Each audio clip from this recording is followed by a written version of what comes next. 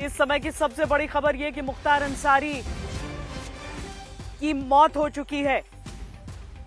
Banda jail में इलाज के लिए उसे ले जाया गया था, जहां पर इलाज के दौरान उसकी मौत की खबर की पुष्टि हो रही है। मुख्तार अंसारी आज रोजा खोलते समय बताया गया था तबीयत खराब हुई, दिल का दौरा पड़ने की बात हुई, हालत नाजुक बताई गई। बांदा के अस्पताल में ले जाया गया और वहां पर मौत हो चुकी है इलाज के दौरान मुख्तार अंसारी की।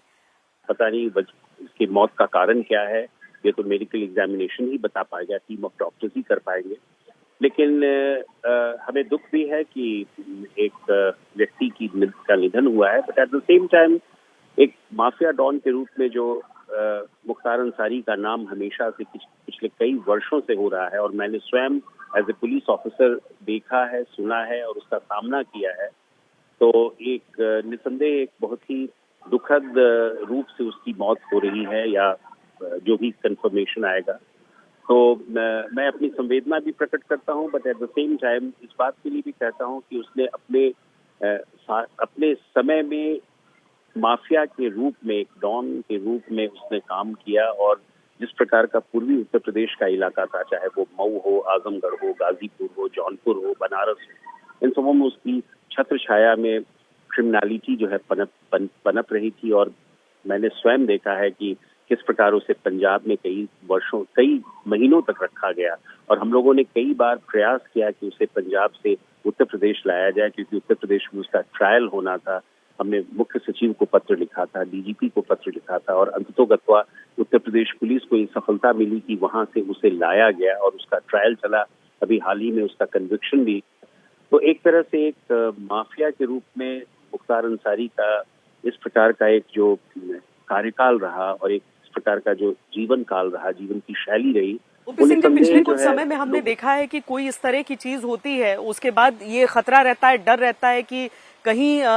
किसी तरीके से जो सामाजिक ताना बाना है उस पर असर न पड़े, किसी तरीके से हिंसा न भड़के, तो उस पर नियंत्रण किया जाता है। आज भी जब मुख्तार अंसारी की मौत की खबर सामने आ रही है, तब अलग अलग कई जिलों में सुरक्षा व्यवस्था को बढ़ाया जा रहा है। क्या एक तो लोकसभा चुनाव चूंकि उनकी बस शुरुआत होनी है, दूसरा रमजान का महीना चल रहा है, क्या आपको लगता है कि इस समय अतिरिक्त ध्यान देना होगा? क्या किसी तरह की गड़बड़ी हम सोच सकते हैं? देखिए, पुलिस प्रशासन जो है हमेशा चैतन्य रहती है और हमेशा वो सतर्क रहती है और जैसा मैंने सुना है कि उत्तर प्रदेश के डीजीपी ने इस प्रकार के अलर्ट्स भेजे हैं उन जगहों पर, उन क्षेत्रों में, उन जिलों जनपदों में, तो इस बात की संभावना हमेशा रहती है कि कुछ न कुछ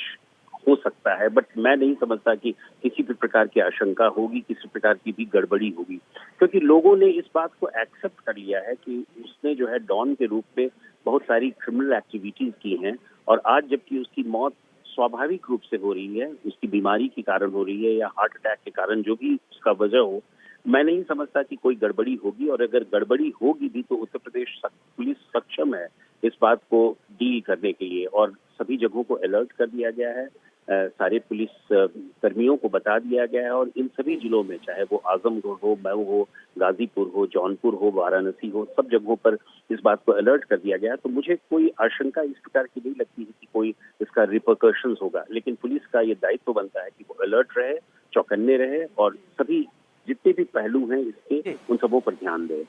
बहुत शुक्रिया ओपी सिंह जी, हमसे बातचीत करने के लिए। उत्तर प्रदेश के पूर्व डीजीपी हमसे बातचीत कर रहे थे।